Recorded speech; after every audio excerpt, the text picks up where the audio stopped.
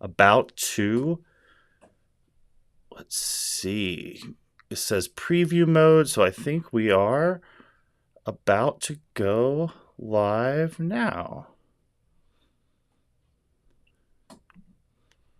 All right, I think we are live. Let me make sure that the sound is coming through okay.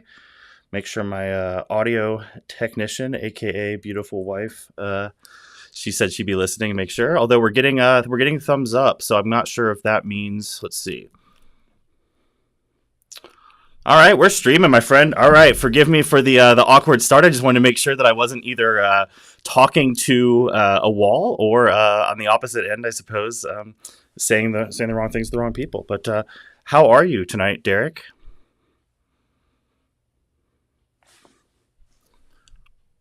Oop, hold on. So guest is in green room. Okay. Um, I cannot hear you, Derek. So forgive me, everyone who's listening. I promise I will get this figured out shortly. Let's see.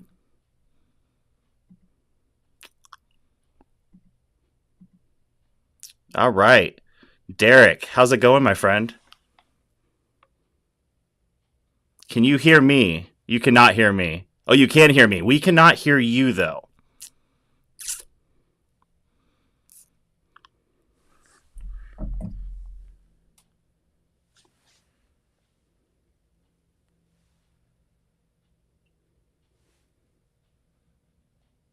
Hmm. There we go. All right. I am so sorry. So here Bam. it is, thinking that I'm live, and I have to hit publish. So forgive me, everyone. Derek is my lucky guinea pig for my It's Noble Presents, and if it didn't show beforehand, that was, I guess, the proof that you are indeed my first, but perhaps most glorious guest, Nowhere, nonetheless. So. nowhere I would rather be, my friend.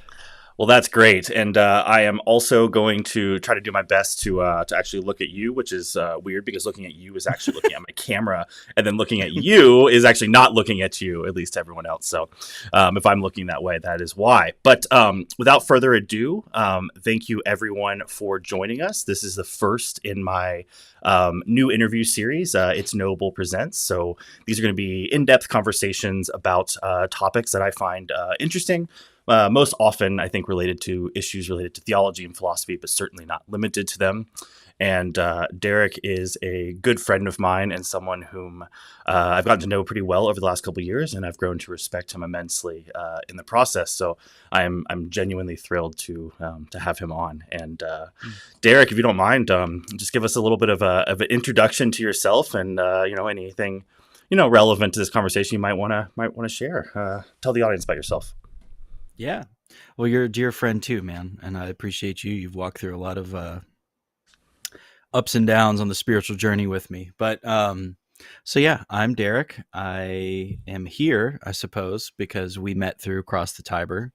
I'm a former evangelical youth pastor who started making his way towards apostolic Christianity, and really dug as deep as I could into the whole Catholic Orthodox conversation. Ultimately, did end up becoming Orthodox, but have only grown in my love and admiration for the Catholic Church through that process. Um, yeah, spent some time in Cross the Tiber with Noah and the crew there, and they've helped me a lot and encouraged me a lot. And yeah, now I run a locals page called A Dose of Theosis, which is just focused on this whole conversation of East and West and how do we mutually enrich one another while still acknowledging the things that are different and sometimes cause tensions, as it were. No, that's really, really interesting. So, you mentioned something that I think that will probably come up multiple times throughout this conversation. Is that's apostolic Christianity? Can you just give us a little bit of an idea of what you mean when you say apostolic Christianity? Yeah. So I think most people are familiar with the concept of apostolic succession. This gets brought up a lot. So the fact that we exist in churches that have a hierarchy of bishops, and that we can trace the lineage, the spiritual lineage, and the ordination lineage of these bishops back to the apostles. And there's only a handful of bodies that can make that claim. Catholic, Orthodox, be it Eastern or Oriental Orthodox. I really think that's it. Some other people might make attempts at that, and maybe even sometimes make a decent argument for it. But I think we're on the same page on how that shakes out.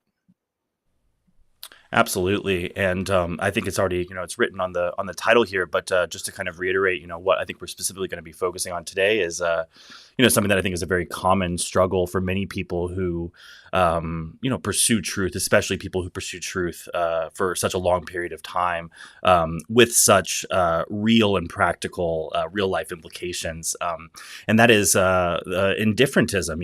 That sort of tendency to give up, or to sort of give up in despair, in a sense, because I think indifferentism is a type of despair, and why is that such an important topic? I mean, it's something that I think about a lot, and that you and I have talked about a lot at different points, and touched on. But why is it important? To reflect on that and the intersection of that when we're talking about these pursuits of truth, specifically in religious context, I think. But I think there's applications outside, of course.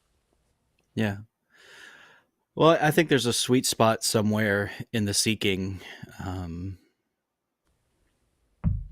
where, well, let me say it a different way. I think there's two equal and opposite errors in seeking after truth, and one is oversimplification of things, to accept things just at face value, which sometimes is true. Sometimes face value is just what it is, because then later you might be shocked to find, oh, it's more nuanced than you think. It's more complicated than you think. It's more complex. And then the other would be to say all things are equal. There's no difference. It doesn't matter. Everything's fine. So finding this fine line between like planting your flag somewhere and saying, okay, I believe this, but leaving room for, but it's complicated, it's nuanced, it's difficult, and keeping yourself really rooted in first things. Seek first the kingdom, and all these things will be added unto you. So not ending up in this place of despondency and despair where you just give up on faith altogether and you quit praying. But balancing the head and the heart, balancing the intellectual pursuit with the enriching your spiritual life, and your communal life and your sacramental life. If that answers what you asked. Yeah, I think it absolutely does, and I think it's something that no doubt has come up quite a bit in your own journey. Can you give us a little bit of a kind of an overview of that intellectual transition, from being an evangelical pastor, to kind of now someone who is very much very deep, I think, in the apostolic world and apostolic Christianity. Despite the fact that I know you still are searching, it does seem that you have decidedly made a step in a direction. So can you give us a little bit of an overview of just kind of what that transition looked like for you? Yeah, I mean, I guess the place to start is,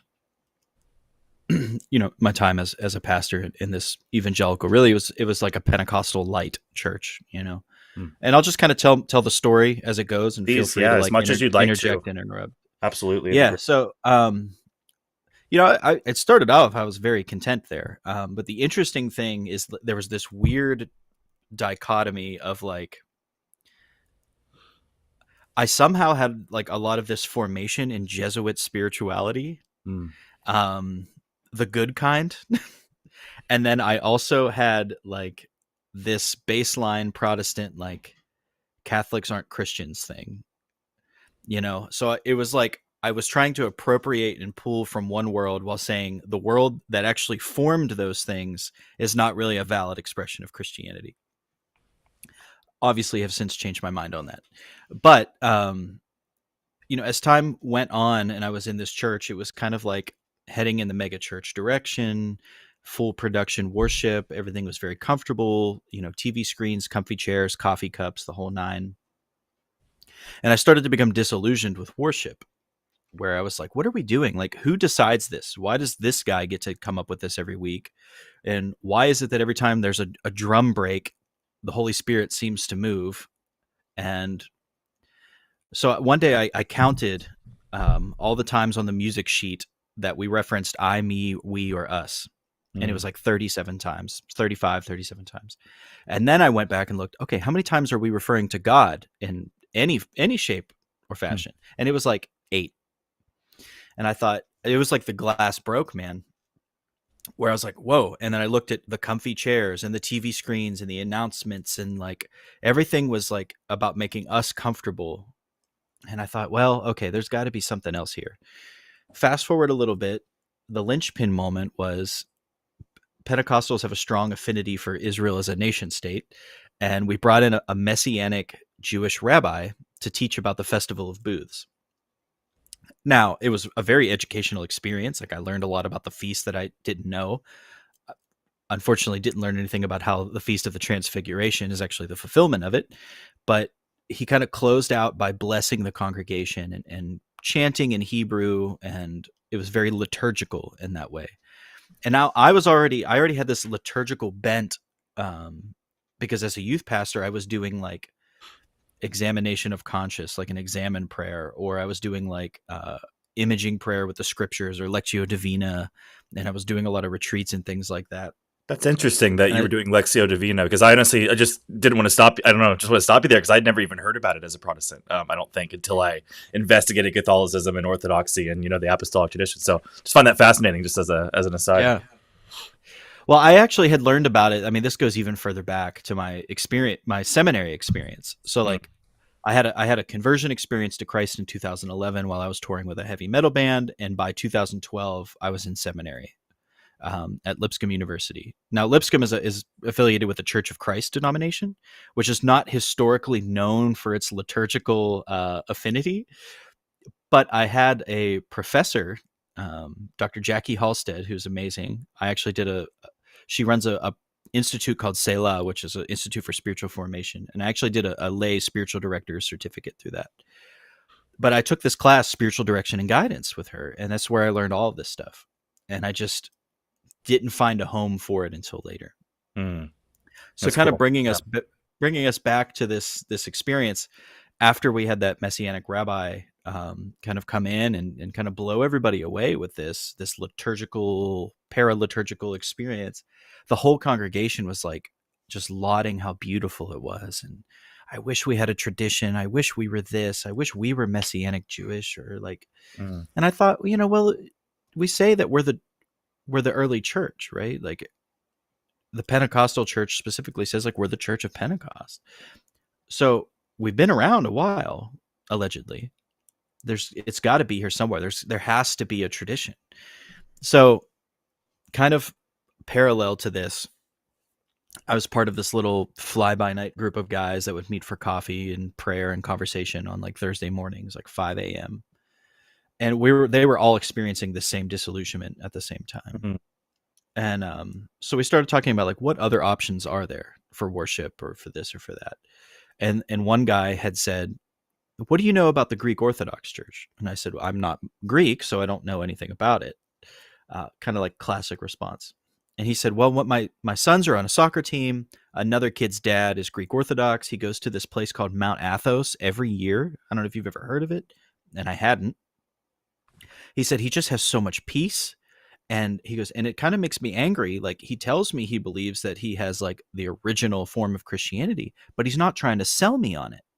Hmm. See, we're so formed to like give the elevator pitch, try to get somebody saved. And this guy just like wasn't doing that. So I said, why don't you ask him for some books and we'll check it out. So we got a copy of Father Peter Gilquist of Blessed Memory's book, Becoming Orthodox. And we took a visit to a monastery. This is the condensed version, and like the rest is kind of history. Um, so that's how I intellectually started making this change, where it was like I was presented with an option that wasn't Catholicism, Mm. that was apostolic, and didn't seem as extreme to me theologically as Catholicism did. I didn't have to deal with certain things like papal infallibility or the Immaculate Conception or things like this. It just seemed like a much more accessible apostolic tradition.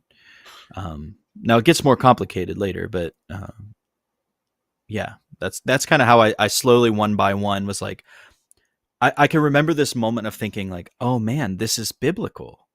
Mm. Like this is in my Bible. It's just in all of the passages that I didn't already highlight. Like it just, I don't know. It was kind of mind blowing, but No, I love that. I think I had a similar sort of revelation, if you will, when I was rereading scripture. I think for the first time with with an apostolic worldview, through that lens, if you will, and so many things started clicking. The priest that was responsible for my catechesis kind of affectionately called them keys. That he was sort of giving us keys with which to open up lots of other doors, sort of intellectually speaking and sort of theologically speaking. So he was very big on that. Sort of almost how if you had the right tools and if you had the right foundation, you could confidently kind of progress in your intellectual pursuits, because you have that foundation and because you have those keys. And it's just like sort of an interesting concept. Of course, that's an oversimplification of many, complicated things. But I love that, and it stuck with me. That concept, I think. But one thing I want to drill in, which I just love. Well, first of all, I love you talking about the sort of the peace with the lack of proselytization. I don't always write it. I don't actually say it. So, one of those weird words. But that's a really interesting thing because I grew up, I grew up Presbyterian, and we certainly were not among the louder of the evangelical crowd. But I remember being friends with many Baptists. Even some who would be holding signs on the streets, things of that nature. So that was definitely something that was very familiar, I think, to our evangelical mindset, and it's entirely foreign, of course, to sort of Catholic Orthodox way of thinking and way of evangelizing. So that's really interesting. Yeah. And again, like you said, like it's not to say that there is no evangelical tradition within Catholicism or Orthodoxy. It's just different, Anyway, sorry. No, that's a good point. I think that's probably an important thing to remember, right? Evangelism is certainly not something that should be relegated to Protestant Christians. It should be something that's shared. Of course, the term has become almost kind of conflate. The idea and the group has become somewhat inseparable in terms of our common conversation, which is always confusing. But one thing that I didn't realize about your story that I'm really fascinated to hear, you talked about that kind of mutual disillusionment that you and some of your other friends, your Bible study, was it Bible study mates that you were kind of part of, or sort of like a prayer group, men's group? Yeah. Okay. Yeah. I think that's really interesting because it takes a lot of humility, right, to admit that you're wrong. So I think there's probably, correct me if I'm wrong, but was there sort of like a sense of almost like camaraderie, kind of community support, like in that, like, oh my gosh, like what have we been wrong about, everything, so to speak. What did you find kind of comfort in that group? How did that kind of intersect with your thought? I don't know, because I imagine that's a blessing to have had. Yeah. Well, it was interesting. So it was me, a friend Josh, a friend Mike, and a friend Eric. And Eric was also a pastor at the church where I was pastoring. He was the worship pastor. And so it was kind of interesting to go to him and say, like, hey, man, I'm disillusioned with worship. But the interesting thing about Eric is Eric had towed the line of orthodoxy for 12 years, even while still being this worship pastor. So he already had a knowledge and an understanding, and even like weirdly enough, we would call him his spiritual father, Father Theos Chomsky, was a retired OCA priest. So here we are at this Pentecostal church, and it wouldn't be uncommon on a Sunday for this Orthodox priest to come rolling in with his walker and his cassock and sit in the front row because he loved Eric so much and wanted to support him. So that was kind of the only understanding I had of Orthodoxy. And then when Mike brings this whole like Greek Orthodox thing, because we didn't realize Greek Orthodox and OCA Russian Orthodox were like the same thing, we started making these connections. And the other guy, Josh, I'm hesitant to ever call somebody an ex-Catholic, but he was raised Catholic and had like moved into the evangelical world, but had never considered himself separated from his Catholicism. So he had an appreciation for tradition and these sort of things. So everybody was just kind of like cool with it. And there was like this baseline of like, well, let's just investigate it. But initially, the investigation was not a, hey, we're going to take steps towards this. It was, let's learn something and let's see what we can take from it. Mm. So the way that I describe that is like we were sitting in this baby pool full of holes, trying to fill it with water from the big pool. And it just never occurred to us like, hey, why don't you just go get in that one? So there was another thing that you asked specifically, and I feel like I didn't address it, but Oh man, I think that was great. I mean, when did that change? I mean, when did the rubber hit the road, so to speak? I mean, when did it kind of become, real enough that it was oh my gosh, like something might actually have to change in yeah. my life. I mean, because for me, I know there was always that there was the time when it was just almost safe because it was just an intellectual pursuit. It was almost just a mental exercise, per se. And then there was the time where it was like, oh my goodness, maybe I'm being convicted to do something. I mean, when did that happen for you, or like did that happen for you? Clearly, Well, so there's some layers to this too. I would say, like in retrospect, the moment that I knew that this was going to demand something of me was probably when we visited the monastery. Just to experience that was like, no matter what I try to pull from this, it's never going to be this, And yeah. there's just something about Eastern Christian worship that's so mystical and otherworldly, and like a true connection with the divine that just transcends time and space. And there was no way that I could pull that from its 2,000 years of organic development and just recreate it where I was. Though I tried. Hmm. I initially created like this youth ministry liturgy. So it was like the kids would process in with a gospel book and an epistle book, and we would do responsive psalms, and we would pray the Lord's Prayer together. And then there would be a time for charismatic prayer service, and there would be like 2 or 3 like praise and worship songs. Then I would give a sermon, and then we would say some kind of like I would give some kind of liturgical blessing. Typically, it was like the blessing from the Book of Numbers: "May the Lord bless you and keep you." Then we would pray together into small groups, and often in those small groups there would be these contemplative exercises that were based off of this. When we would do retreats, I would set up icons. Like I put up an icon of the Last Supper, and I did like a Protestant version of Eucharistic adoration, which was just basically a loaf of sourdough in front of this icon with some, and the kids would get up at 5 a.m., which they ended up loving. They would get up at 5 a.m., come to the main cabin at the worship space at this campground. They would light their candle and they would sit in silence for an hour before this icon and this loaf of bread and this cup of juice. And they would contemplate the mystery of communion. Slowly over time, the more I started leaning into that, I also led a college age, like a young adults group. We did a study of the Nicene Creed. Mm. Well, then word starts getting to the leadership in the church of like, Derek's trying to convert everybody to Orthodoxy and Catholicism. And in some sense, like I wanted to deny that, but that's totally what I was trying to do, if I'm being honest. Because, and here's the thing that I think gets set up, and I don't know if this is the same in the Catholic world, but maybe a little bit. There's a lot of books and stories in the Orthodox world of pastors who become Orthodox, immediately become priests, and their whole congregation becomes Orthodox. Mm. And I think this is set up as some like, I don't know. I was like, this is going to be my life. Like, this is what's going. I was totally deluded.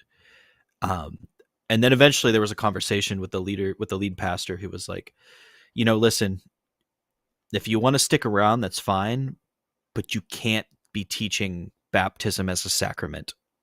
Baptism is salvific. Baptism is something that can only happen once. And you can't be teaching that communion is the real presence of Christ. And you can't use wine. And these icons, they got to go. So at that point, it was like I was too far gone. I said, well, I can't do those things. So what do you recommend? And he said, well, I think you should consider resigning. I said, you know what? I think you're right. So that, yeah, along the way, but I was the only one in that group of men who was like, okay, it's time. Later, the others did go. The one guy, Mike, also became Orthodox just recently. His whole family was received into the church. Eric did not. Josh spent some time in a Byzantine Catholic church. but he and his wife ultimately, he was like, I can't drag them through this, so they're going to still to an evangelical church. But Hmm. he greatly misses the liturgy. But for him, he was like, I was already Catholic. I can get all this Orthodox spirituality. Why don't I just go Byzantine Catholic? Which that can be another stream that we can start going into here in a second of how that entered the equation. But Well, I'm always happy to talk about Byzantine Catholicism, as you know, that's a shared, well, Eastern, you know, Eastern Christianity in general is a shared passion of ours, and as you mentioned, mysticism earlier. Of course, Christianity in general, I think, is perpetually indebted to people like the Desert Fathers and other kind of Eastern greats. So, yeah. yeah. So, not that I One need to other convince thing, you, but please, yeah. right. One other thing I do want to say is I recognized early on in the journey that we all were very angry. Mm, Our first reaction was actually anger of like, why did somebody hide this from us? Why mm. were we deceived? Or like, why doesn't anybody else get it? Like, and we first took that out on our families of like, this is what we're doing. We're the leaders of the home. We're all doing this. And our wives were like, that's cute. No. And Who we did would you just feel get mad. deceived Like, by? Oh, I'm sorry. no, yeah, no, yeah. I mean, we felt deceived, I think, by the church. Mm, I felt deceived by my seminary mm. at the time, where it was like, I can remember taking a class on church history and talking about like the Desert Fathers, and all we talked about was Saint Basil, and they said he was just some Catholic monk. That's it. Never anything about like Eastern or the founder of Eastern monasticism or like, you know, any of this stuff. We never read anything from Saint Basil. We just talked about him. Um, so yeah, there was like this anger, and I can remember like during church services, we'd be like whispering to one another and like secretly trying to make the sign of the cross in the background so nobody would see us. And um, but over time now, that was, oh goodness, 5, 6, 7 years ago. I'm in a totally different headspace about it now, and have even come around to say that like I can see, given a certain set of presuppositions, why people have arrived at those conclusions about ecclesiology and theology and all these things. And I have a lot more, I guess, empathy for that. So I'm really glad you mentioned that because I think it's a fantastic segue. This is something I kind of want to talk to you about is there's sort of an inherent tension. It seems to be present kind of when we're talking about these discussions or these pursuits, these sort of intellectual pursuits of kind of what is true, is what I believe already to be true, kind of the reinvestigation period, then also kind of and then also what to replace it with, because at the one hand, we have to be intellectually honest, and that requires a great deal of humility and openness to being wrong, and at the same time, we are actually claiming to pursue truth. So we're assuming, there's a a sort of a assumption in there that truth can be found, and there's Mhm. sort of an objective quality there. So like, I love that you mentioned the empathy factor, because I think that's a fantastic transition, kind of a place to transition into, from the anger to empathy, and then I think and yet I think my mind also kind of wants to kind of say, but then how do we not let that empathy kind of lead us back to that indifferentism that we were talking about earlier? And how do we kind of balance that? Because I don't think they're a contradiction, but I don't know. There's almost a paradox there. There's tension in it. Yeah. Well, I can remember early on being, I'm going to say a lot of different things here, but early Please. on saying like, this is true, and presenting these ideas to my wife, and she would say, well, I already believed that. Or she'd say something and I'd say, that's so orthodox of you. And she's like, okay, then why do I need to change anything? And also I would look at her and say, she has this deep intuition, she has this beautiful prayer life, she's not beset with the sins that I am. And so like, why change anything? And I really struggled with that of like, how could I look at her and say something's missing? Mm, Especially when what I'm presenting her with was something with which she did not find any spiritual connection or any mm, spiritual edification with. That's changed a bit. She's come to love, I think, the liturgy and the reverence and the stability and the a lot of things about it. But so that was an interesting thing to sort of kind of come across. alongside that, I started going through these like spirals of, okay, I was wrong before. How do I know I'm not wrong now? Yeah. And then it's like, well, I better go look into this. I better make sure this rock is turned over. And like that even still plays itself out as I'm looking now at like the Oriental Orthodox traditions, the non-Chalcedonian traditions, and like, oh my goodness, it's so complex and it's so complicated. And yeah, so it's like it would be very easy to say, okay, there's another rock to turn over. I can't land yet. I gotta look. But at the same time, recognizing that any one moment in your life is not the final moment of your life. You know, with theosis, right? It's this process. It's this salvific exchange of one degree of glory to another, and being formed more and more and more into the likeness of Christ by his grace. You become what he is by nature. And so where you are now might not be where you are later. And what you understand now is most certainly not going to be what you understand later.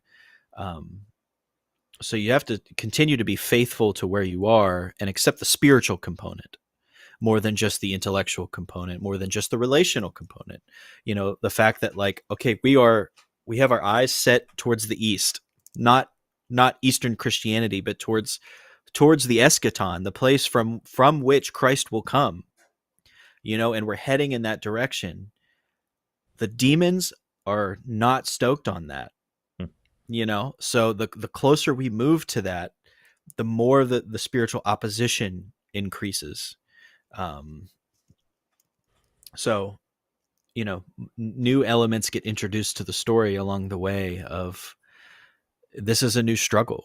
I feel like I'm saying some things and being kind of vague. I don't know. Like, I hope that makes sense. Oh, no, it's really helpful. Can you give the audience just a little bit of a better understanding of, you know, what theosis is, just to people who are less Eastern inclined or, you know, might know by other names?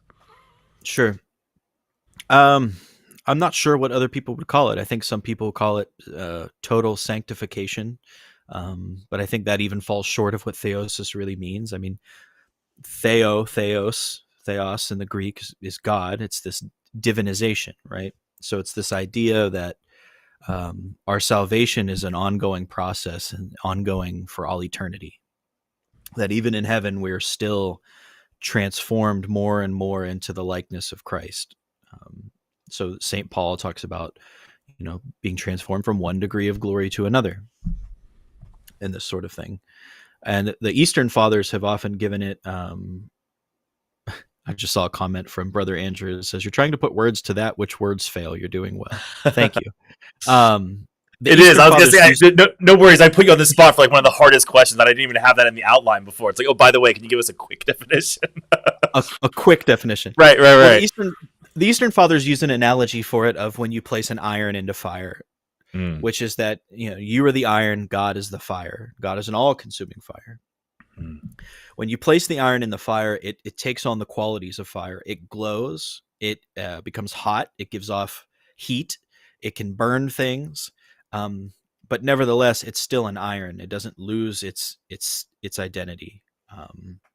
So that's kind of the idea. So if the fire is God, how do we expose ourselves to that? Well, through the prayers that the church gives us, through the fasting regimen, through the sacramental life, first and foremost, you know, all of these things. So, and that's kind of why I took on the name for my community, A Dose of Theosis. Like, can we do something together that gets us a little closer to try to have these good conversations? And also, you're, you know, clearly another fellow lover of wordplay, so it's also always good to. It has a nice cadence. You know, has a nice ring to it, you know. And clearly, I don't like puns or anything. No, that's fantastic. So I want to kind of jump back to something, because I think that it was interesting when you mentioned early on when you and your friends were investigating these things that you kind of, you know, realized that there was something missing. I don't know if those were your words exactly, but there kind of seemed to be that, right? You were kind of, you know, growing dissatisfied. You were, you know, acknowledging that there's an absence, and you kind of, you know, contrasted that to your wife's experience, you know, who had a rich spiritual life kind of outside of the apostolic tradition. And,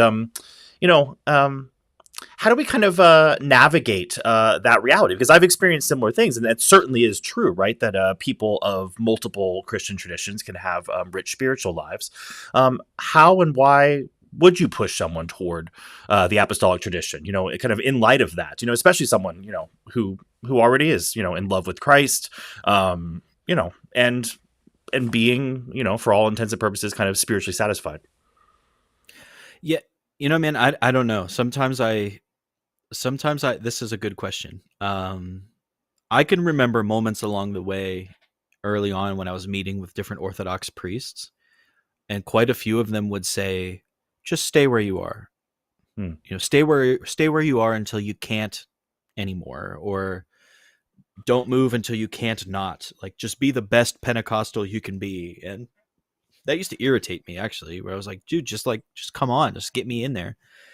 But I've seen interesting things of where this goes off the rails, where somebody kind of like gets edged along and converts, if that's even the right term to use, and somebody who was like a super faithful evangelical with a rich spiritual life, a simple spiritual life, goes off the rails and like loses their faith altogether. Hmm. And it's like, why would they have been better not to move at all? Or would it have been better to just kind of remain ignorant of what we would refer to as the fullness of Christianity? And it's, I don't know, man. I guess it's risky, but that fullness, like when you know it exists, it's hard to put words to. Hmm. Um, like the picture just keeps expanding. The panoramic view just keeps getting wider. Um, I remember, obviously coming from a Protestant evangelical tradition, you love the scripture, right? And when I started connecting with the liturgy and the sacraments and the saints, I was like, oh, I know John Chrysostom. I go to church with him. Hmm. I know Saint Ignatius of Antioch. Yeah, I know him. I go to church with him every week. Um, the stuff I'm like, oh, these scriptures, these aren't a history book. This is like, I'm part of this. Hmm. Um, so there's an excitement that comes along with that of like, okay, well, now we have to call people to this. We have to call people home. Um, and I think those of us who come from an evangelical tradition maybe bring the baggage of the elevator pitch, quick conversion thing, where we like try to sell somebody on it and get them in quickly. Hmm. And That's I think interesting. because, yeah, with something that's so ancient and something that's so rich, um, you need to learn the way that they do missions work, evangelism. So, like, for example, the example that I always use is like when the Russian missionaries came to Alaska, they spent time, several years, with the Aleutian people, learning their language, learning their customs, their dance, their food, their folk music, their art forms. And then they started saying, oh, this, kind of like St. Paul, this unknown God over here, I can tell you who that is. Or like in the example of Alaska, oh, the totem poles, we can turn these into icons. Oh, we can take your melodies and we can sing Christ is risen to that. Oh, we can take your language and we can write your scriptures in the divine liturgy in your language. We can baptize the good stuff and get rid of what has to be kind of gotten rid of. So, kind of doing the same thing, looking at the cultural landscape of, Protestantism at large and saying, okay, what can we keep? What Hmm. can we baptize, if that's the right word to use in this? But what can we tie in, and how can we learn? How can we speak that language? Those of us who are coming from it, rather than abandoning it completely and saying it's all bad, we're in a unique position to say, okay, look at what we found. We can communicate it to our brothers and sisters in a way that they're going to understand because we already speak that language. Um, that makes sense. It makes a lot of sense. I'm curious if you think that the piece that you alluded to earlier, you know, you mentioned being impressed by just sort of the peace that the Orthodox, I believe it was the priest, but maybe it was just Orthodox individuals, I can't remember. Just that peace really resonated with you. Do you think that there is something, an inseparable quality about the sacraments and the peace that comes from sacramental grace? That, I mean, have you noticed a particular, like a sort of a different type? I don't know. It's sort of an interesting thing to talk about, right? Because we're trying to kind of qualify something that's almost impossible to Right. gradate. But I'm curious. What do you think? Yeah, it's interesting because sometimes I've looked at myself along the way and said, like, man, I don't know if I've found that level of peace. Mm, So it'd be very easy to say, well, then I did the wrong thing. But like, this is a guy who's been Orthodox his entire life and goes to Mount Athos for every year for crying out loud. It's just could be that I'm not there yet.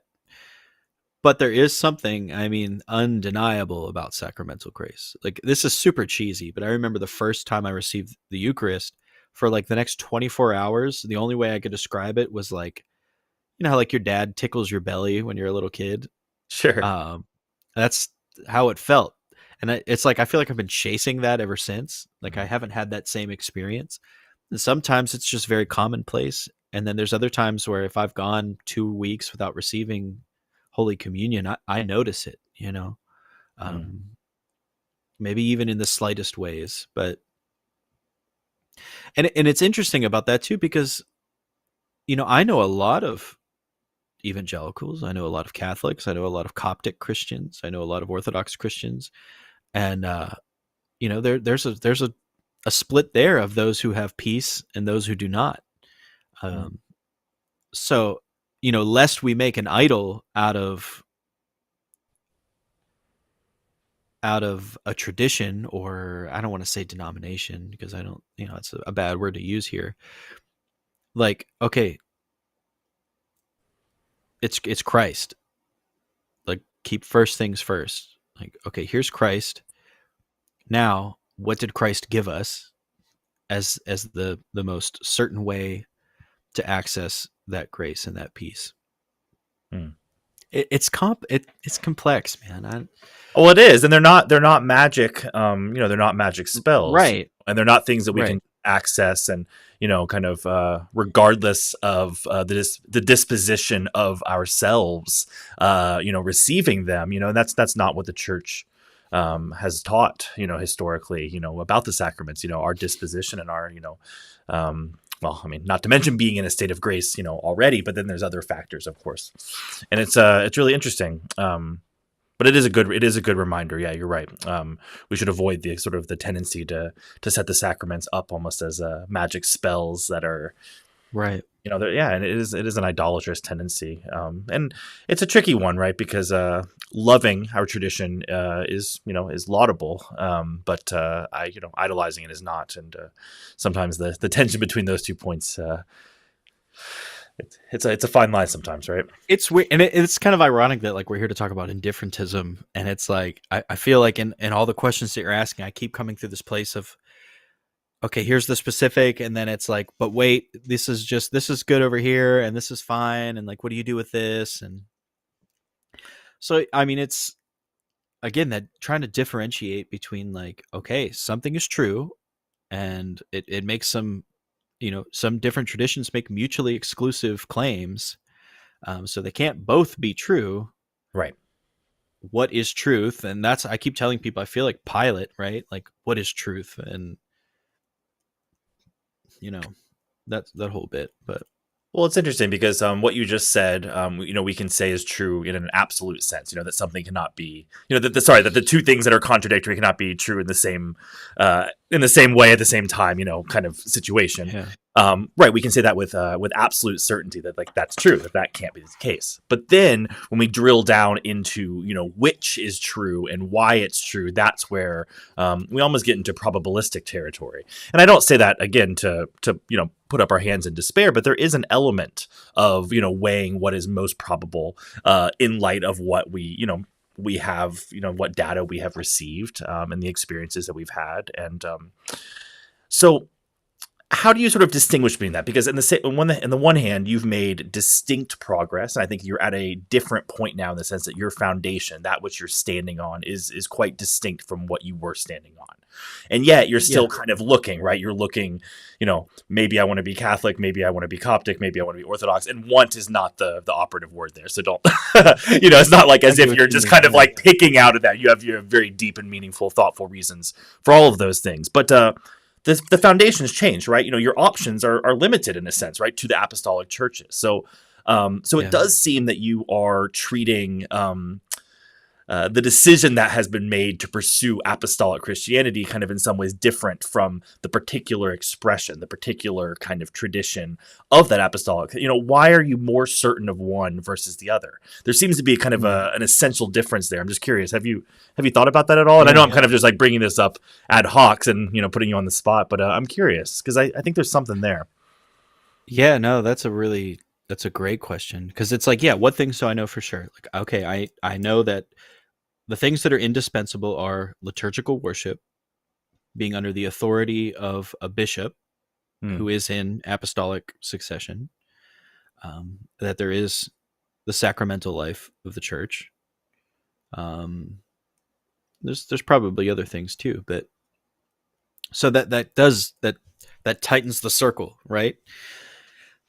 But kind of the opposite, that kind of maybe tie back in a little bit of my story as well, was you know at first it was like I was sold very easily and very quickly on orthodoxy, Hmm. and and I- and there was like a little bit of a, well, then why not Catholic? Like, they have bishops and they have sacraments and they have liturgy, right? And it was kind of like the general, like, yeah, but look at what the liturgies become. Oh yeah, well, the Immaculate Conception's a non-starter. That wasn't in the early church. Oh, the Pope didn't have the authority that they claim he has. And I was like, oh yeah, well, that makes sense. Oh, they don't have beards. Oh, they don't. They use unleavened bread. And I'm like, oh, well, you got me. Those are the more ancient practices, right? Hmm. I was like, okay, that's cool. So it was like, it was not on my radar. I didn't know about Eastern Catholicism. And I still to this day can't figure out what happened on the internet, but I either Googled something weird like Eastern Church near me, Hmm. and this Ukrainian Catholic church came up. And I thought, Ukrainian Catholic, like, what? Maybe Google has it wrong. So I'm looking at the pictures and I was like, that looks a lot like the churches that I go to. Um, oh, they have a divine liturgy on a Tuesday at noon. Maybe I'll check it out. So the first time I tried to go, I chickened out because I was like, no, I don't want to be Catholic. And then I was like, I got to go to this. I actually know what happened was I emailed the priest to say, like, do you actually have divine liturgy at Tuesday at noon? I'm a pastor. This. And Father Jason Sharon, he responds and he was like, yes, we do. What are you doing tonight? Would you like to come over for steak and cigars? And I'm like, oh wow, that's no, thank you, but I wish I could. So I went to this liturgy, and the first thing that caught me was just kind of the hospitality. And this ties into the whole idea of truth, like truth being more than just a set of propositions on a page. It's the thing that made the book of Acts true, the community true, was not necessarily that they had all this fleshed out theology, but that they were living the gospel. Hmm. Like, when you read Matthew 25, the criteria for the last judgment are not like, did you believe in this creed and this statement and this dogma. I mean, yes, that stuff's important, and St. Paul kind of hits on this idea of the faith and what it contains being of primary importance. But our Lord himself says, like, I was hungry and you fed me, I was thirsty and you gave me drink. So my first experience at this parish, a Ukrainian Catholic parish, was like, I remember they invited me to sing the liturgy. They gave me a free dozen pierogies, which sold already. Um, Father Jason, I was telling him, like, I lived in a parsonage, or a rectory, I guess, that our church owned, and then I was going to have to leave it. And he was like, "Oh, I have a second parish with a rectory. You can have it. Like, you can live there. Your family can move there if you need a place." And this was the first time I ever met him. And I left there, and like, it hit me. I was like, I was hungry and you fed me. I was thirsty and you gave me drink. I was like naked and you clothed me, like you were willing to give me a house. So this warranted some further exploration, you know. I forget where we were starting with this and why I was telling this story, but this is where other things start to come into the picture. And my preconceived notion of what it meant to be Catholic was rocked by that. It's like, yes, there were some things to deal with, like the Immaculate Conception and the papacy, but it was like, okay, so to be Catholic means more than just to be Roman. Okay, let's kind of investigate that. And I kind of hashed through that through a series of like meetings with people that I never should have had the privilege to meet with in the first place, like Scott Hahn. And like I remember discussing the Immaculate Conception over like salads at Bennigan's with him, and he was so fired up. And because it had to be Bennigan's, right? If you met him in Steubenville, it had to be Bennigan's. It had to be. I'm gonna start a rumor that he has a Bennigan's tattoo. Well, there we go. We are live, so there you go. You heard it here first, folks. Yep. And it was like, okay, this isn't. Then I start to read you read more patristic literature, and you find like, okay, I can find Eastern Fathers in the first millennium that kind of affirm something that sounds a lot like the Immaculate Conception. And then you start to read all of the minutes in the acts of the first 7 ecumenical councils, and it's like, oh boy, there's some pretty strong papal claims there. And then like even the silly arguments like, oh well, they use unleavened bread. It was like, oh well, until the 5th century we were in communion with the Armenians and they never used leavened bread. So that doesn't really hold up. Okay, so what defines one as true over the other? And so that like kind of even brings me to like what I'm studying now. I'm reading this book by Father V.C. Samuel, The Council of Chalcedon Reexamined. Oh wow, great! You'll have to text that to me later. It's nuts, man, because like, a big Orthodox claim is like, okay, yeah, the papacy is a thing until the papacy damaged the faith, and then we're out. The whole filioque thing, which even that's like, okay, that's not as simple as it sounds, because okay, I can find Eastern Fathers that affirmed it, like, and again, you can make an argument there of like, okay, well, a few fathers doesn't make the whole tradition, and even at one point, all the bishops were Arian. That didn't mean it was right. Whatever, but it's complicated, though. I mean, I think that's to your point. It gets complicated, right, it's complicated, especially when you dig in that deep. Yeah, and then I get to something like this, where it's like, okay, by the 4th council, we're in 451, and this body, the Oriental churches, even though the papal claims in the 4th council documents are the strongest of any of them, I think, you have the Tome of Leo, they still reject the council because they say it altered the faith.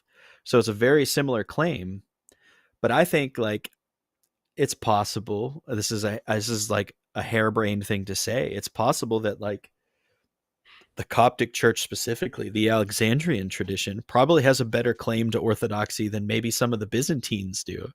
I just made everybody very angry at me, but it's okay. We only have 9 people watching, so the riot will be relatively small. But all of that to say, like, it's complicated. Anybody who gives some simple thing of, oh well, they have the filioque, so they're wrong. It's like, okay, I can see why the filioque can be problematic between us, but it certainly isn't grounds for like just writing it off completely. Right. Well, I think this maybe brings me to maybe, I don't know if it would be a conclusion, because it certainly isn't meant to wrap up the conversation, but kind of like maybe the point that I keep kind of coming back to in that sense, a conclusion, right? Is kind of like, we weren't meant to go about it this way. And it's sort of like something that I wrestle with, right? And I did it, and I know you're doing it, so none of that's meant to be, to be a judgment. But it's something that I reflect on a lot because, in the ideal world, if the church were united, this type of conversation would have almost no role in any, theological discussion. Like we would have the luxury of unity from which to have that basis, that ground to kind of like move forward. We would already have the lines. I mean, the boundaries would be agreed upon, and then we could progress and disagree within those boundaries, right? But the problem is now we don't agree on the boundaries. And that's Yeah. true in many different respects, but especially when you get outside of the apostolic churches, but even within. And it's just such an interesting kind of, and I don't say that to kind of, to give up, because certainly I believe that the Holy Spirit guides us into truth, and by God's grace, I do think that if we continue to seek him, earnestly, and if we continue to kind of examine our conscience, earnestly, honestly, I guess, then I do think we can make headway. But it isn't. Maybe I'm just sort of trying to say that I just want to kind of like lament that the situation requires us to even be making these investigations, right? Because it is sort of a sad reality, of disunity. And it's a weird thing. Like, I'm a lay person who works in digital marketing, who has a wife and children, and access to these books. Mm-hmm. Like, that's a dangerous combination of things. Like, this isn't my role. I'm not going to figure this out. I'm not going to solve it. I'm not going to be the one that unifies the church. At large, maybe I can do something in my neighborhood or in my friendships with people like you, while still respecting the boundaries of our bishops. Right. But yeah, because we can't go rogue either, right? Because there is that reality too. Like, and then, or if we do, then we're not really, in communion with the bishop, and then that kind of, causes other problems, right? Or at least hypocritical problems. Yeah. So it's like, I love that you said, like, is this the way to go about it? Like, is it the way for like all of us to read all of this stuff and just get online and talk about it and debate and present ourselves as experts? Like, even if I'm acknowledging the fact that I'm not an expert, like, by nature of being on the internet talking about this, like, somebody's going to take my words as an authority and say, well, I heard this guy say it and I liked it, so I'm going with it. And it's like, I do that. I'm guilty of that. Sure. We all do. Yeah. Like, what is the way forward? Like, what is the best way? What I repeatedly have told friends is, like, I need to be able to go to church with you and be heartbroken that I can't go to the chalice with you. I think that is a good thing, because if I just ignored it and went anyway and received communion, which the Catholic Church would allow me to do as an Orthodox Christian, I'm still not going to do it, because I have to, like, I can't just pretend that everything's okay. I can't just pretend that, like, that the schism doesn't exist, though some people make a pretty compelling argument for the schism's not actually real. That's a whole I've heard interesting kind of kind of almost like I don't know, what is it, speculative, it's sort of speculation, but right, I don't know what the right word is. I'm trying to pinpoint it, but yeah, I've heard some theories. There we go. Some theories that were pretty interesting. Some of them are pretty good, but I would love to believe that. I would love to believe that. Right. But I think you're right though. There is again tension, between wanting that unity, actively seeking that unity, even acknowledging that unity where it exists, and yet acknowledging that there is something real that remains in between, and that's Well, there's a weird tension there too, because it's like, okay, well then, I guess my instinct initially was, and this is like, my mind was spiraling through this in like a matter of 10 seconds. My initial reaction is like, okay, well then instead of focusing on what's different, let's focus on what's in common. And it's like, okay, you can do that, but that also can go to a problematic place too, where it's like, okay, now we're focusing on what we have in common with cults and non-Christian movements and like ignoring those differences. But those are bigger problems and of a totally different, like qualitatively different, a manner. But yeah, I don't know. I don't. What does that trigger in your mind?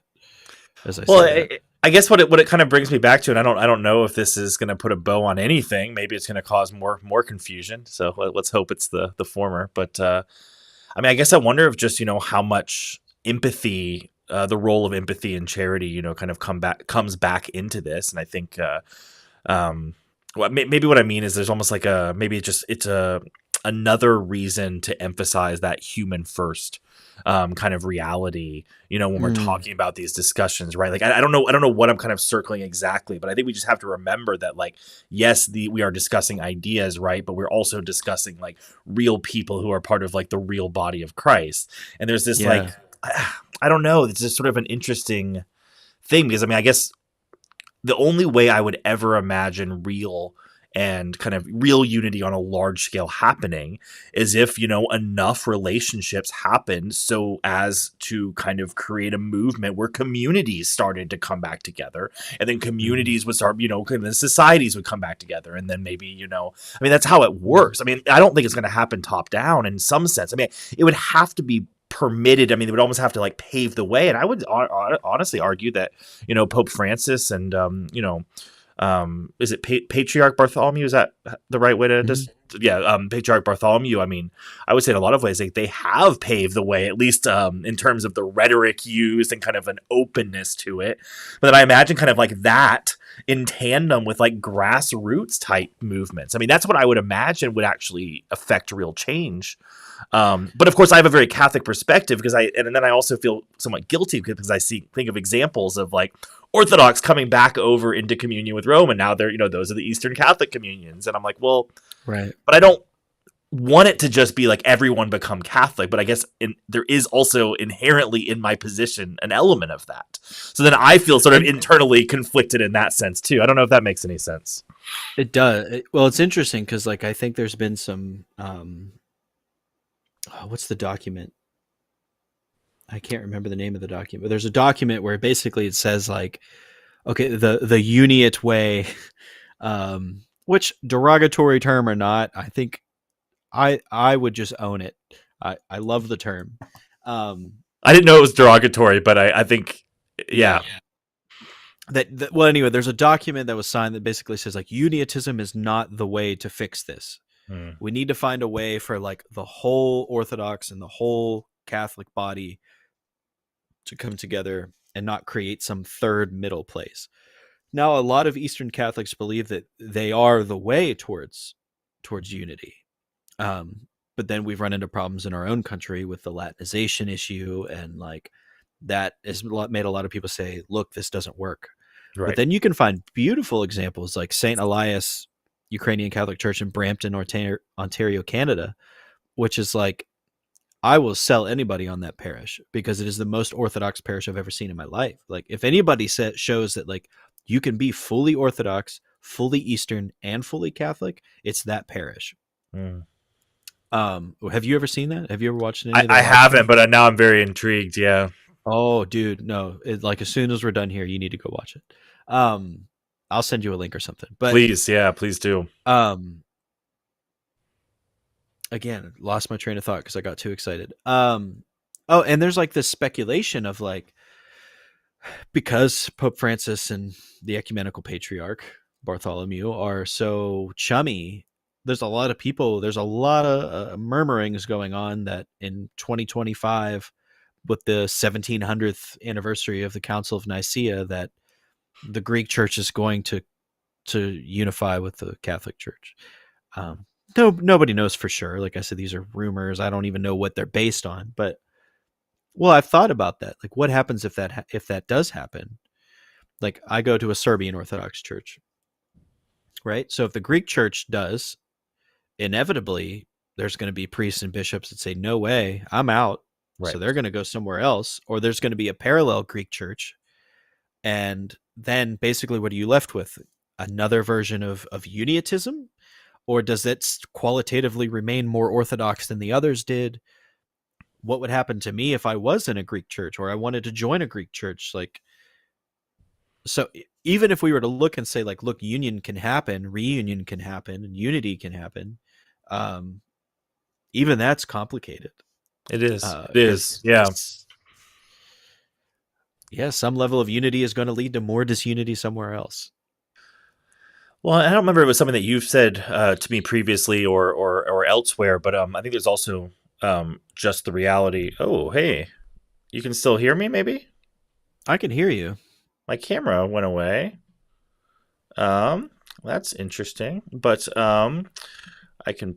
probably just keep going while I figure that out. But yeah. So what? Let's see. Where was I going to go with that? I feel like I was going to ask you. Oh yeah, what I was going to say is I think that there's also maybe a common an easy misconception to kind of think that at the beginning of the early church there was kind of unity in this sort of absolutist sense that it was just kind of like pure and perfect. And I think that we need to be mindful and cognizant of the fact that anytime there are human components of the church, I mean, there's going to be some discord. There's gonna be some strife, I think, present there. Yeah. So I'm trying to reach this book. Sorry, I have a stack of books here. oh, no worries. So like Eric Ibarra's book on the papacy, he talks about this in one section pretty early on in the book about like the delusion of the undivided early church. You know what? I think I may be alluding to Eric, not you. That's funny that you mentioned him, but I think that may or it could be that I've also like shared that with you before, that I read that in the book. But he said, if you really like chalk it up, I think it's something like 30 to 40% of the time. There you go. You're back. Oh, great. 30 to 40% of the time, the Eastern Church and the Western Church were out of communion with one another anyway. So it's like almost half the time we were out of communion with one another. I'm pretty sure like when St. John Chrysostom died, he was out of communion with Rome, yet he's still a saint in the Catholic Church. Yeah. If I'm not mistaken, I might be wrong there, but so yeah, like, I mean, heck, take it all the way back to like when I was talking about this the other day on a live stream. I think I was like, when the church was 12 people, you had two of them arguing over who was going to sit at the left and the right hand. One of them was stealing money. The other one was denying him 3 times. One of them said, like, I'm not going to believe he rose from the dead, denying a dogma until he could get proof by sticking his hand in his side. Like, I doubt that they were much more unified in a lot of senses. No, I think you're you're absolutely right. And it's interesting. I mean, I think maybe there's kind of always going to be that element. I think maybe the flip side of the human element is that, the human tendencies, concupiscence and all that comes with it, are also, in the mix. And I think we were prepped for that. Even in, scripture, we see very clearly a divide between the roles that the apostles serve and their private lives and private mistakes. And I think, we were prepped for it. I mean, it doesn't make it any easier sometimes or more palatable, I think, in practice, but it's certainly not something that should surprise us, I don't think, whether looking at scripture or the early church history, either of them. So, which is funny. You bring up that idea of like, it shouldn't surprise us. And yet a lot of times, people want to lob these accusations of like, oh, we'll see that. Look at the Catholic Church. Look at the Orthodox Church. Look at the Orthodox Church right now. Moscow's out of communion with Rome. They're attacking Ukraine. They're usurping churches in Alexandria, and all of this. Look at Rome. You got the German bishops. They're all divided. Certainly, that can't be the truth.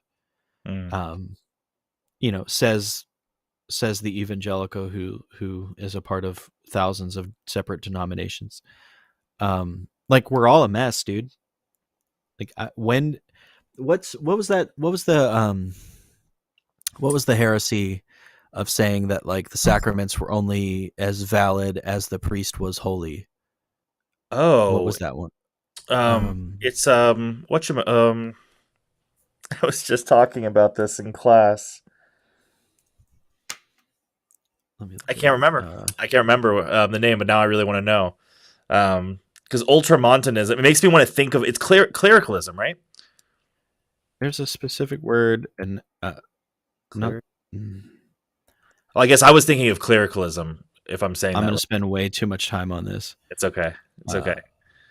If I could sing well, I would sing now to fill the time, but I can't. Anyway, is my camera out again? By the way,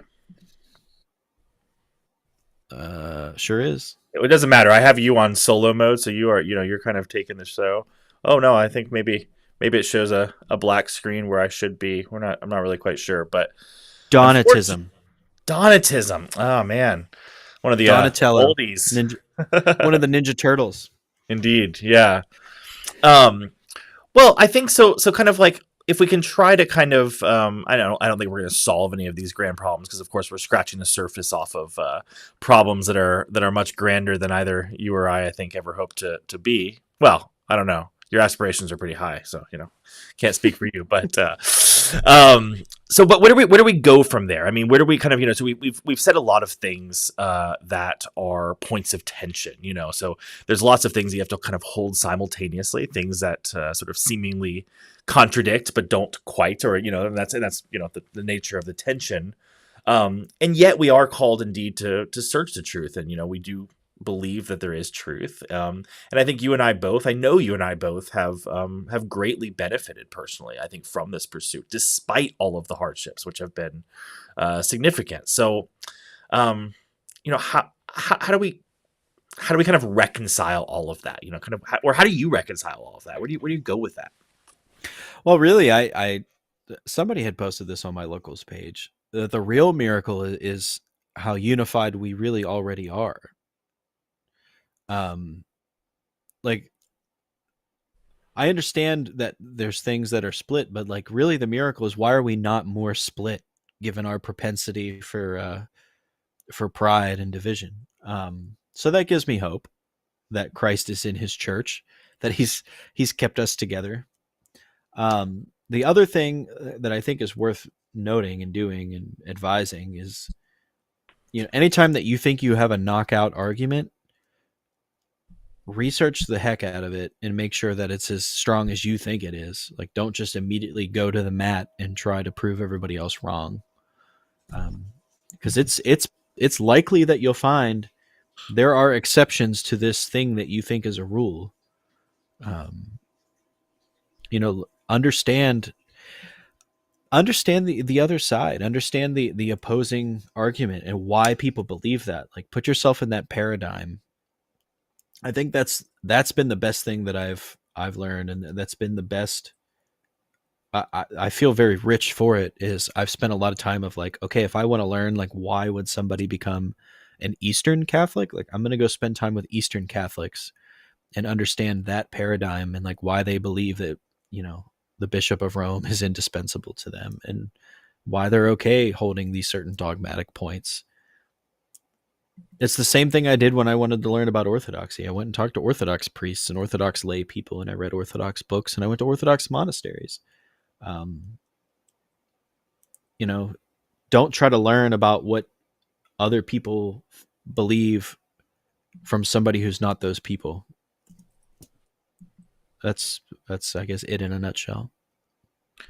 I think there's a lot of wisdom in that, and I think that that's something that was definitely had a profound impact on my own journey, was getting information from the sources, and it doesn't mean you have to agree with it just because it's coming from a different source, but at least that what you're disagreeing with or agreeing with is actually what they believe. And I think that's I wish it weren't such a significant shift in thinking, but it certainly was for me. I think I certainly didn't think that I had so many misconceptions about, what apostolic churches believed and, what Catholicism taught and what Orthodoxy taught. But at the same time, I think I just had these preconceived ideas, and they were very much overgeneralizations, painting in broad strokes. And my mind was blown when I started actually, reading the catechism. I remember that was a huge impact on me, just reading the catechism. I was like, oh my goodness, this is so sane and rational and well presented, and oh my goodness, dare I say biblical. And I remember just all of these things. That was quite shocking to me, of course, because when you have that mischaracterization, then you see the real presentation. It's rattling. So I think that's great advice, and I think it's definitely advice that I would echo for anyone, kind of regardless of where they're at. Whether you're looking into Catholicism, Orthodoxy, or neither or both. Is to remember that. I think that's really powerful. And I'm still guilty of doing the opposite of what I just said. Like, even as recently as, visiting a Coptic church. I visit the Coptic church by me a lot, actually. Um, I probably go there several, like, I don't know, I go there a lot.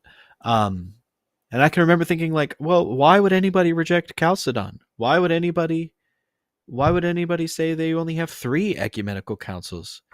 Like, we have the 7. And then I think, like, oh, you have the 21. And or however many there are. And it wasn't until I sat down with the abuna, the priest there, and listened. Like, he's like, have you read Athanasius? Have you read Saint Cyril? Like, these are the pillars of orthodoxy. And uh, you know okay, I had to go spend time and understand, like, okay, why do you hold these things, and why do you reject these things? And I didn't check my own, I don't know what there, but you're back, baby. I am. I switched to my built-in webcam. So for whatever reason, the bad side about hooking up my fancy camera is that if it dies for whatever reason, I can't really see it. I can only staring at the big lens here in Oh, front of me. So, well, you handled it like a champ. well, thank you. I mean, it's okay. People rather see you anyways. And honestly, I'm not sure that they can see me even right now because I am such an amateur at all of these different things. I'm realizing now that I need to have like all of my monitors up and have like different things on different Mm. monitors and stuff. I didn't quite realize how many different windows you have, but lesson learned, Let right? it let it be messy. Let it It's be better messy. that way.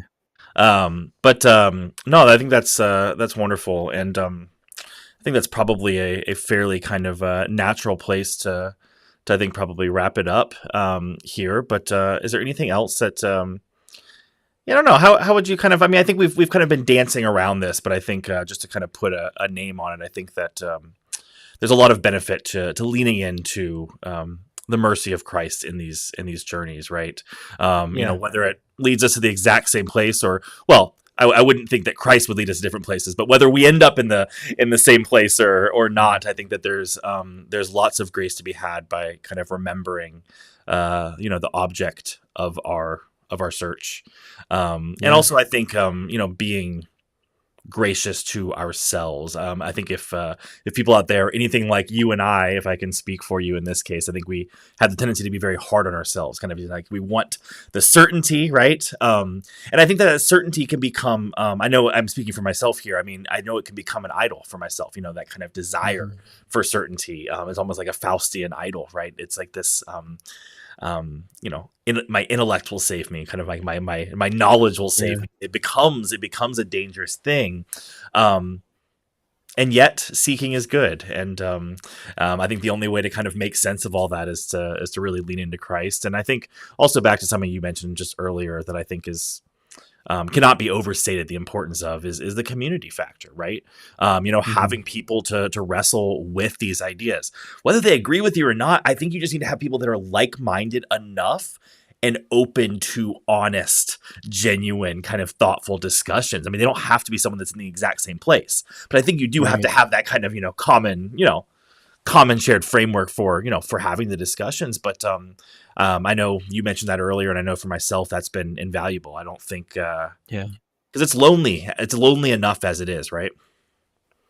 It is, especially, for so many people as they start moving towards the apostolic traditions, it can be costly, Mm, which it's weird. Like, you wouldn't think moving somebody who already calls themselves a Christian to move into another way of expressing that Christian faith that they believe to be more faithful. They're only seeking to follow Christ better.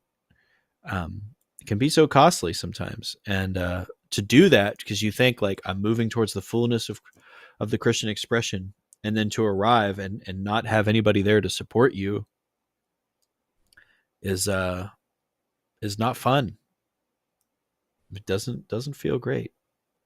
So yeah, I think, like, I mean, you and I have had countless conversations mm. about this, and they've all been honest, and they've all been gentle and loving, and, like, centered on, okay, what is most important? Like, hey, you you have Christ, you have Christ. let's work the rest out. Like, okay. So yeah. Everybody is a living icon. Don't lose the image of God imprinted on the person that you're arguing with. Mm. No, that's beautiful.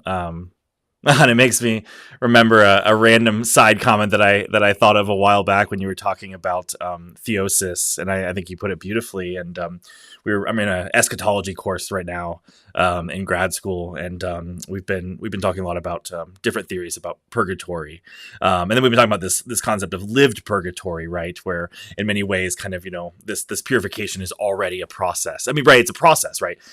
Because as the Eastern fathers express it in much vaguer, and I find appropriately mysterious terms, Yeah. it's a process, and it's a process of purification, and it's a cleansing fire, right? And that process is in a sense really inseparable from the process of theosis that we must all undergo, right? In a sense, that's sort of like the final act, right? But Yeah.